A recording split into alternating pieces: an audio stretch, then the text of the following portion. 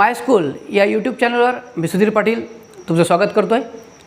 कालपर्यंतच्या व्हिडिओमध्ये आपण बघितलं होतं की जीची व्हॅल्यू काय आहे आणि कशा प्रकारे ती काढल्या जाते, म्हणजेच value of g on the surface of the earth जी आपण काढली होती. एक्झॅक्टली बघा अशा प्रकारे घेतली होती. F is equal to G M upon R square and f is equal to M G.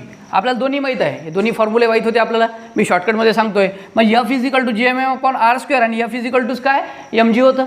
तर आपण काय केलं होतं याच्यामध्ये बघा, F is equal to G M M upon R square. So G M M upon R square is equal to M G. Here G is a acceleration due to gravity. So A न लिहिता आपण काय लिहिलं होतं, जी लिहिलं होतं. नाही तर एक्झॅक्टली आपण आपला फॉर्म्युला असतो F is equal to M A, that is father is equal to mother. F is equal to M A father मा. ओके, अशा प्रकारे आपण लक्षात ठेवलं होतं. तर आता याच्यामध्ये G M M upon M G R square is equal to M G. मग हा एम आणि हा एम आपण कॅन्सल केला होता. याला सरळ करतो मी थोडंसं. G is equal to G M upon R square. अशा प्रकारची जीची व्हॅल्यू आपण कॅल्क्युलेट केली होती. अशा प्रकारची जीची व्हॅल्यू फास्टमध्ये तुम्हाला रिवाईज करून दिलं. अशा प्रकारे जीची व्हॅल्यू याचा व्हॅल्यू जेव्हा आपण पुट करू तेव्हा जीची व्हॅल्यू आपल्याला मोठा constant 6.67 into 10⁻11 into mass of the earth that is 6. That is mass of the earth काय घेतलं आपण 6 into 10⁻24 and radius of the earth that is 6.4 into 10⁻6. अशा प्रकारे त्याचा स्क्वेअर. याला जेव्हा कॅल्क्युलेट करू आपण, याला हा मोठा जी हा जो होता तो मोठा जी होता, दॅट इज ग्रॅव्हिटेशनल कॉन्स्टंट जो आपण घेतो 6.67 into 10⁻11 newton metre per square centimetre वगैरे जो आपण घेत असतो, तशाच प्रकारचा काय हा यम पण मास ऑफ दी अर्थ आहे. म्हणजे 6 इंटू 10⁻24 एवढं आपलं मास ऑफ दी अर्थ होतं. आणि रेडियस ऑफ दी अर्थ 6.4 इंटू 10⁻6 एवढा आपल्याला काय रेडियस आपल्या पृथ्वीचा आपल्याला माहीत होतं. मग याला जेव्हा कॅल्क्युलेट करतो तेव्हा याच्यावरून आपल्याला व्हॅल्यूज काय मिळते 9.77. काय मिळते 9.77 मीटर पर सेकंड स्क्वेअर. अशा प्रकारची एक व्हॅल्यू आपल्याला मिळत असते. ओके, ह्या झाला आपला छोटा जी, दॅट्स ए जी. ओके, त्याला आपण जी म्हणतो. G is equal to 9.77 metre per second square. आता हा जो जी असतो, the value of G does not same everywhere on the surface of the earth. आपल्याला माहीत आहे हा जो व्हॅल्यू ऑफ जी असतो तो व्हॅल्यू ऑफ जी हा प्रत्येक ठिकाणी सारखा असेल असं नाही. ओके, तो काही डिफरंट कंडिशन्समध्ये चेंज होतो आणि त्या कंडिशन्स कोणत्या कशा प्रकारे चेंज होतं ते आपल्याला पाहायचं आहे. ओके, आपल्याला माहीत आहे की व्हॅल्यू ऑफ जी, आता बघायचं आपल्याला variation of G. Value of G आपल्याला माहीत पडलं. आता व्हेरिएशन ऑफ जी बघा कशा प्रकारचं असते. बघा तुम्हाला लिहून ठेवलेलं आहे इथं, variation in values of G. Value जीच्या व्हॅल्यूमध्ये कशा प्रकारे आपल्याला व्हेरिएशन येते ते आपल्याला पाहायचं आहे. बघा आता व्हेरिएशन कशा संदर्भात येते. व्हेरिएशन 3 प्रकारचे येत असते आपल्या ठिकाणी. बघा 3 प्रकारे व्हेरिएशन्स आपल्याला पाहायला मिळतात. एक फॉर्म्युला तुमच्या डोळ्यासमोर ठेवून द्यायचा आहे जीचा. इथे लिहितो मी जी इज इक्वल टू, इथं G is equal to G M upon R square. Okay, G M upon R square हा फॉर्म्युला तुमच्या डोळ्यासमोर ठेवूनच द्यायचा. Okay, G M upon R square याला म्हणतात व्हॅल्यू ऑफ जी. ओके, याच्यावरूनच कॅल्क्युलेट केली होती आपण 9.77 समथिंग वगैरे. हां, ओके, मग काय असतो change along the surface of the earth. Change along the surface of the earth. बघा इथे लिहितो चेंज. पहिली कंडिशन आहे, पहिल्या कंडिशननुसार बदलते. Change along the surface of the earth. Change along the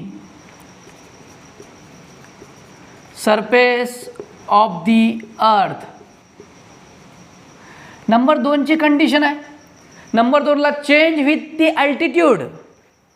change with altitude. बघा change with altitude. Okay, and number 3ला आपण सांगतो change with depth. Okay, number 3 change with depth, DEPTH depth. Okay, अशा 3 कंडिशन्समध्ये आपली व्हेरिएशन्स आपल्याला जीच्या पाहायला मिळत असते. पहिली conditions along with surface of the earth. Change along with the surface of the. जशा प्रकारे चेंज होत जाईल पृथ्वीच्या सरफेसमध्ये तशा प्रकारे व्हेरिएशन्स आपल्याला जीचे पाहायला मिळतील. 2 number change with altitude. Altitude means the height. आपण पृथ्वीच्या सरफेसपासून किती हाईटवर जातो आहे त्यानुसार आपला व्हेरिएशन्स आपल्याला जीचे पाहायला मिळतील. And number third and last that is change with depth. आणि आपण पृथ्वीच्या सरफेसच्या खाली सेंटरकडे किती जातोय याच्यावर आपल्याला डिपेंड करते आता व्हेरिएशन्स म्हणजे व्हॅल्यू ऑफ जी. ओके, हे आपल्याला आता एक एक एक कॅल्क्युलेट करत पाहू. ओके, आता पहिलं बघू आपण change along the surface of the earth. Change along the surface of the earth. The value of G does not same everywhere on the surface of the earth. बरोबर आहे, हे आपण पाहिलं. का पण? कारण शेप ऑफ दी अर्थ does not exactly spherical.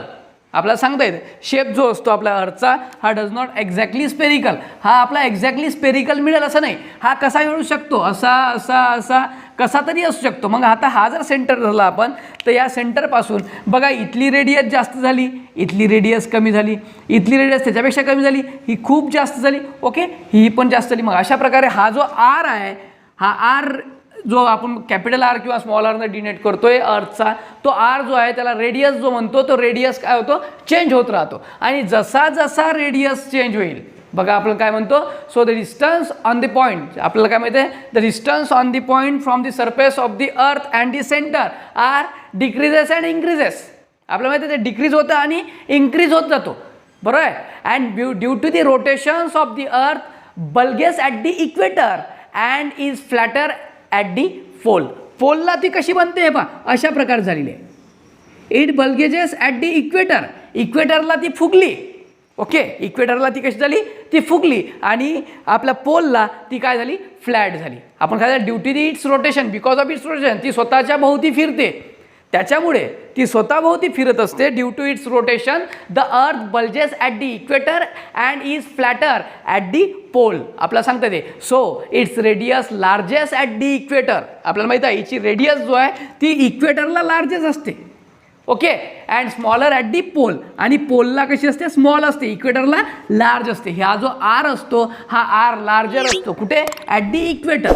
पृथ्वीच्या इक्वेटरला, हा अर्थच्या इक्वेटरला हा जो रेडियस असतो हा रेडियस जास्त असतो आणि पोलला तो रेडियस कसा असतो, कमी असतो. Okay, its radius largest at the equator and smaller at the pole. डोक्यामध्ये ठेवून द्यायचं. Okay, the value of G is highest. आपल्याला माहिती आहे, मग याच्यावरून सांगू शकतो the value of G is highest at the, कशावर असेल, at the pole. So value of G is highest at the pole and its decreases or it smallest at the equator. इक्वेटरला ती स्मॉल बने. आता हे का होते, हे का होते बघा, आपल्याला व्हॅल्यू ऑफ जीचा फॉर्म्युला माहीत आहे, G is equal to G M upon R square. परत तो फॉर्म्युला मी खाली लिहितो बघा, इथे घेतो, G is equal to G M upon R square. आता बघा हा आर डिनॉमिनेटरमध्ये आहे, हा जो आर दिसतोय तुम्हाला हा आर, हे समजून घेण्याची गोष्ट आहे, ही आर डिनॉमिनेटरमध्ये आहे आणि its directly proportional to its mass. Okay, G is directly proportional to the mass of the earth and inversely proportional to the radius. रेडियसची इनवर्सली प्रोपोर्शनल आहे. जेवढा जास्त रेडियस असेल तेवढा जी कमी असेल. लक्षात, जेवढा जास्त व्हॅल्यू ऑफ आर जसा जसा इन्क्रीज होत जाईल, जसा जसा increase value of R increase होत जाईल तसा तसा आपला जी हा कसा होत जाईल, डिक्रीज होत जाईल. आणि जशी जशी व्हॅल्यू ऑफ यम तर कॉन्स्टंट आहे, तो चेंज होणार नाही आहे. जी पण कॉन्स्टंट आहे तोही चेंज होणार नाही. चेंज कशामध्ये होईल, आरमध्ये होईल. आणि त्याच्याचमुळे along the change along the surface of the earth, आणि अर्थच्या सरफेसनुसार त्याचा अर्थ कुठे सरफेस असा अबोव आहे, कुठे डेप्थमध्ये गेलेला आहे. मग यानुसार त्याची रेडियससुद्धा चेंज झालेली असते आणि त्यानुसार आपल्याला काय सांगता येते, याचा जो जी आहे तो जी नेहमी स्मॉल जी काय होतो, व्हॅरी होत असतो. आणि तो कशासंबंधी व्हॅरी होतो, जेव्हा ती स्वतःभोवती रोटेशन करत असते. असं अनंत काळापासून त्याचं रोटेशन चालू आहे आणि या रोटेशनच्या कारणार्थ earth bulges at the equator. Bulges, BULGES, bulges म्हणजे फुगणे. अर्थ काय झाली, बल्जेस ॲट दी इक्वेटर. इक्वेटरला त्याच्या काय झाली, ती फुगली. And smaller at the pole. आणि काय होते, flatter at on the pole. आणि पोलला कशी झाली, ती फ्लॅट झालेली आहे. हे लक्षात ठेवायचं. Bulges at the equator and flatter at the pole because due to the its continuous rotation. So change along the surface of the earth आपण बघून घेतलं. Change along the surface of the earth that is G is equal to G M upon R square. G is directly proportional to the M and inversely proportional to the R. Okay, आणि हा R पृथ्वीचा त्याच्या सरफेसनुसार बदलत असतो. त्यामुळे आपल्याला त्याच्यामध्ये variations पाहायला मिळतं. आपण इक्वेटरवर बघितलं तर आपल्याला इक्वेटरवर काय मिळतं, आपल्याला याची व्हॅल्यू पोलला आपल्याला माहीत आहे ॲट दी पोल म्हणजे value of the G is highest at the pole, that is 9.8. Okay, 9.8 something आहे तर काहीतरी, मला आठवत नाही व्हॅल्यू टोटली, पण बहुतेक मला असं 9.832 समथिंग काहीतरी आहे metre per second square. Okay, value of G is highest at the pole, value of G is highest at the pole at 9, that is 9.832. Okay, metre per second square. And it's smallest at the pole, आणि पोलला कशी असते, sorry, आणि equator, at the इक्वेटरला कशी असते, smallest असते, that is 9.78, that is 9.78. इथं कुठे इक्वेटरला किती 9.78, आणि पोलला आपल्याला ती हायस्ट पाहायला मिळते, कारण फ्लॅट असते, रेडियस कमी असते. सो 9.832 मीटर पर सेकंड स्क्वेअरच्या जवळपास आपल्याला पोलला मिळते, आणि इक्वेटरच्या वेळेस आपल्याला 9.78 metre second square. Okay, metre per second square, एवढी थोडं जास्त नाही, स्लाइटली डिफरन्स आहे, पण हायस्ट सरफेसवर आपल्याला कुठं पाहायला मिळत असेल तर पोलवर पाहायला मिळते. म्हणजे हे जे दोन पोल असतात, या दोन पोलवर आपल्याला काय हायस्ट आपल्याला व्हॅल्यू ऑफ जी पाहायला मिळते, आणि इक्वेटरला आपल्याला तीच व्हॅल्यू 9.78 मीटर पर सेकंड स्क्वेअरच्या जवळपास पाहायला मिळते. So change along with the surface of the earth आपण पाहिलं आणि समजून घेतलं. हा फॉर्म्युल्याच्या संबंधित, फॉर्म्युल्याच्या अवतीभोवती फिरणारा हा टॉपिक आहे. Total variation in value of G हा जो टॉपिक आहे, हा टॉपिक ह्या फॉर्म्युल्याच्या अवतीभोवती फिरत असतो. त्यामुळे हा जो फॉर्म्युला आहे, हा फॉर्म्युला डोळ्यासमोर नेहमी असायला हवा. दॅट इज, त्याच्यामुळेच आम्ही इथं लिहून ठेवलं आहे G is equal to GM/r². हा जो यम आहे, हा यम म्हणजे काय, पृथ्वीचं मास आहे. दॅट इज आपण 6 × 10⁻⁴ आपण सांगितलं, 6 × 10⁻24 आपल्याला हे मास माहीत आहे. आपल्याला 6 म्हणजे जवळपास 6400 समथिंग काहीतरी आहे, 6400 किलोमीटर आपल्याला माहीत आहे. याचा अर्थचा रेडियस आपण पाहिला होता, बरोबर आहे. 6400 किलोमीटर रेडियस आहे, त्यालाच म्हणतात 6.4 × 10⁻⁶. ओके, असाच पृथ्वीचा रेडियस आहे, आणि त्याच रेडियसला घेऊन change along the surface of the earth आपण आता पाहिलं आहे. जेवढं जास्त रेडियस असेल तेवढी व्हॅल्यू ऑफ जी डिक्रीज होईल, जेवढं कमी रेडियस असेल तेवढी व्हॅल्यू ऑफ जी कसं होईल, इन्क्रीज झालेली आपल्याला पाहायला मिळत असते. ओके, नंतर पुढचा कन्सेप्ट आहे change with the height, that is the altitude. अल्टिट्यूडला दुसरा शब्द आहे हाईट. जसा जसा हाईट वाढत जाईल तशी तशी आपली रेडियस कशी होईल, वाढत जाईल, आणि जितकी रेडियस वाढेल तितका व्हॅल्यू ऑफ जी कसं होईल, कमी होईल. हे आपल्याला माहीत आहे. कसं, as we go above the surface of the earth, as we go above the earth surface, the value of R काय होत असते, the value of R in equation, that is G, आपला जो इक्वेशनमधला व्हॅल्यू ऑफ आर आहे is increases and the value of G is decreases. Okay, as we go above the earth surface, if we go above the earth's surface, the value of r in this equation the value of r काय होत आहे, increases, and that is equation is g is equal to GM/r². याच्यामधला जो हा r जो आहे, जसं जसं आपण अल्टिट्यूड क्रॉस करत जाऊ, जसं आपण हाईट घेत जाऊ, गेन करत जाऊ, तसं तसं आपला हा जो आर आहे तो आर कसा होत जाईल, इन्क्रीज होत जाईल, and the value of G is almost decreases. So remember that the radius of the earth is 6400 kilometre, that is 6.4 × 10⁻⁶. If the, आता बघा आपल्याला माहीत आहे हा जो रेडियस आहे हा किती आहे, आपला जो पृथ्वीचा फिक्स आहे, सरफेसपर्यंतचा जो रेडियस आहे तो पृथ्वीचा फिक्स आहे 6.4 × 10⁻⁶, दॅट इज 6400 किलोमीटर. एवढा आपला अर्थ पृथ्वीचा जो रेडियस आहे ते आपण माहिती आहे आपल्याला कॅल्क्युलेट केला आहे. आता याच्यावरतं जर आपण थोडंसं जायचा प्रयत्न केला, आता यावर तर थोडंसं जायचं, जसं आता एरोप्लेन आहे, आपण एरोप्लेनला कन्सिडर करून 10 किलोमीटरच्या हाईटनं ते जात आहे. पृथ्वीच्या अबाऊ 10 किलोमीटरनं आपला जो हा एरोप्लेन आहे, हा एरोप्लेन 10 किलोमीटर अबाऊ जात आहे. ओके, मग हा जो 10 किलोमीटर आहे, पृथ्वीची रेडियस माहिती आहे आपल्या इथपर्यंतची किती आहे, 6400 किलोमीटर. आता हा जर 10 किलोमीटरचा एरोप्लेनचा एरिया धरला तर आपली याची हाईट किती होईल, अल्टिट्यूड 6410 किती होईल, 6410 kilometre, and it is negligible. हा जो 10 किलोमीटरचा एरिया आहे हा पृथ्वीच्या रेडियसच्या संबंधित हा कसा आहे, निग्लिजिबल आहे. ओके, म्हणजे आपल्याला माहिती आहे aeroplane is flying at the distance 10 kilometre above the surface of the अर्थ, सो इट इज निग्लिजिबल. आपल्याला माहिती आहे तो कसा आहे, निग्लिजिबल आहे. अँड याच्यानुसार जर आपण जर जीला कॅल्क्युलेट करतो म्हटलं तर हा जो निग्लिजिबल व्हॅल्यू आहे 10 किलोमीटरची, त्याच्यामुळे या जीमध्ये काही जास्तचा फरक पडणार नाही, किंवा स्लाइटली फरक पडेल, तो पॉईंटचा फरक पडेल छोटासा एकदम, त्यामुळे तो आपण कन्सिडरेबल धरत नाही. Okay, but at some considerable heights, जशा आपण जर सरफेस एव्हरेस्टची हाईट आहे, एव्हरेस्टची हाईट जवळपास 8.8 किलोमीटर आहे. ओके, 8.8 किलोमीटरच्या हाईटला आपल्याला माहिती आहे आपल्याला जीची व्हॅल्यू 9.77च्या नंतर 9.8च्या समथिंग काहीतरी जाते. नंतर मॅनमेड जे बलून असतात ते मॅनमेड बलून 36.6 किलोमीटरपर्यंत जातात. हे माहिती आहे आपल्याला. मॅनमेड जे बलून असतात ते 36.6 किलोमीटरपर्यंत जातात. मग तिथं गेल्यावर आपली जीची व्हॅल्यू आहे इन्क्रीज होत आहे. आपण जसं जसं वर जातो हाईटनुसार तसं तसं आपला आर जो आहे तो आर इन्क्रीज होत जाणार आहे आणि त्यावेळेस आपली जी जीची व्हॅल्यू आहे ही इन्व्हर्सली असल्यामुळे आपल्याला माहिती आहे हा जी कसा होत जाईल डिक्रीज होतो. सो मॅनमेड बलून 36.6 किलोमीटरच्या जवळपास हाईटनं उडतात आणि त्याच्यामुळे तिची जी जीची व्हॅल्यू असते ती असते 9.77. किती असते 9.77. अँड काही टिपिकल आपले जे अर्थ सॅटेलाइट्स वेदर सॅटेलाइट जे आपण म्हणतो ते टिपिकल वेदर सॅटेलाइट्स रीच करतात अबाउट 400 किलोमीटरच्या जवळपास 400 किलोमीटरचा एरिया रीच करतात. तो हाईट गेन करत असतात. त्यामुळे या 400 किलोमीटरवर ज्यावेळेस आपण विचार करू त्यावेळेस आपल्या पृथ्वीची हाईट किती बनेल रे? मग पृथ्वीची रेडियस 6,400 तर ऑलरेडी आहे. मग काही दिवस 6,800 होईल आणि त्यावेळेस आपल्या व्हॅल्यूमध्ये थोडासा फरक पाहायला मिळतो. इकडची 9.77ची जी व्हॅल्यू आहे आपली, हा जो 9.77ची व्हॅल्यू आहे हा डिक्रीज होते आणि जवळपास ही व्हॅल्यू बनते 8 पॉईंटच्या जवळपास. ओके, 8.7च्या जवळपास ती व्हॅल्यू जाते. कुठे? टिपिकल वेदर सॅटेलाईटच्या वेळेस जवळपास तो 400 किलोमीटरवर जेव्हा टिपिकल वेदर सॅटेलाइट्स असतात आपले, त्या टिपिकल वेदर साईटच्या वेळेस आपल्याला जी व्हॅल्यू मिळते ती असते 8.77. अँड कम्युनिकेशन सॅटेलाईट जे कम्युनिकेशन सॅटेलाइट्स असतात त्या कम्युनिकेशन सॅटेलाइट्स जवळपास 35,700 किलोमीटरच्या जवळपास ते हाईटवर असतात. जवळपास म्हणजे 35,700 किलोमीटरच्या जवळपास तो एरिया कव्हर केलेला असतो त्यांना. त्यामुळे पृथ्वीच्या सरफेसच्या अबव किती असतात?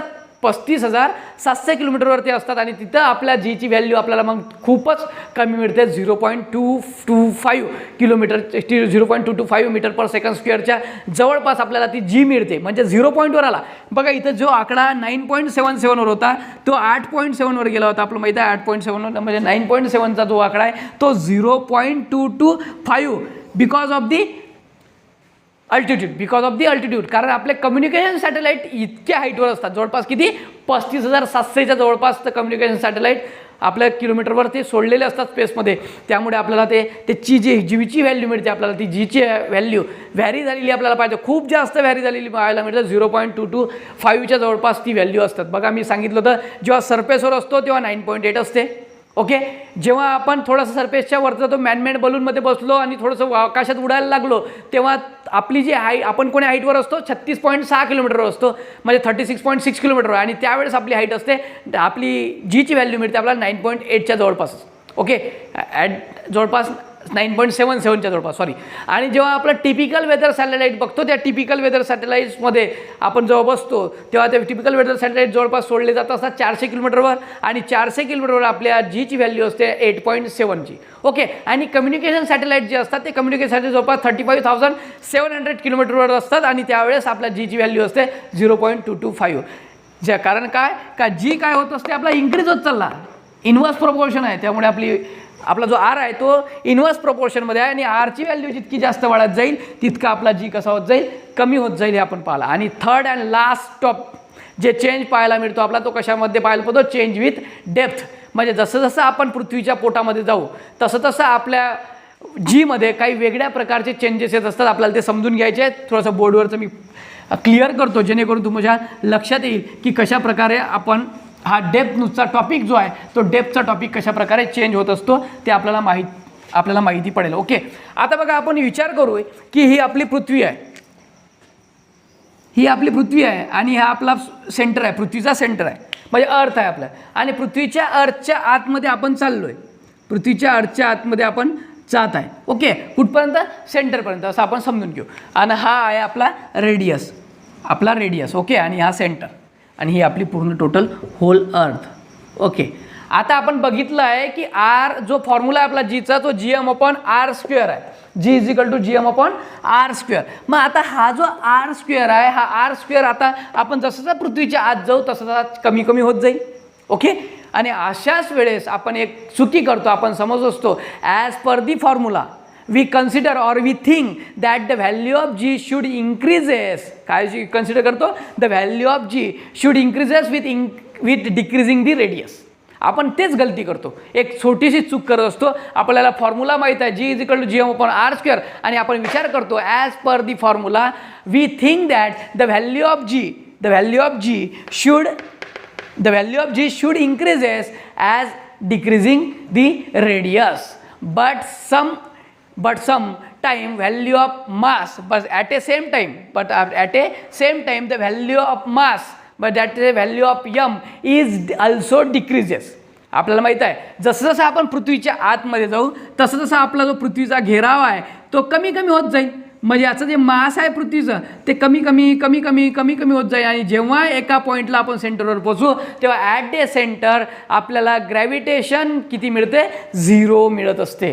कारण पृथ्वीला मासच राहणार नाही. जसं जसं आपण आतमध्ये जाऊ, डेपमध्ये जाऊ, त्या ऑब्जेक्टच्या संबंधी त्या पृथ्वीचं मासच नसणार आहे काही. आणि जेव्हा त्या पृथ्वीला मास नसेल, त्या अर्थला मास नसेल, त्यावेळेस आपला जेव्हा ही जी यमची व्हॅल्यू आहे ही यमची व्हॅल्यू जर 0 होत असेल, कमी होत चालली असेल, जेव्हा आपण काय म्हटलं तुम्हाला, जेव्हा the value of G is changes if we go inside the earth, but when as per the formula we consider that or we think that the value of G should increases after decreasing the radius.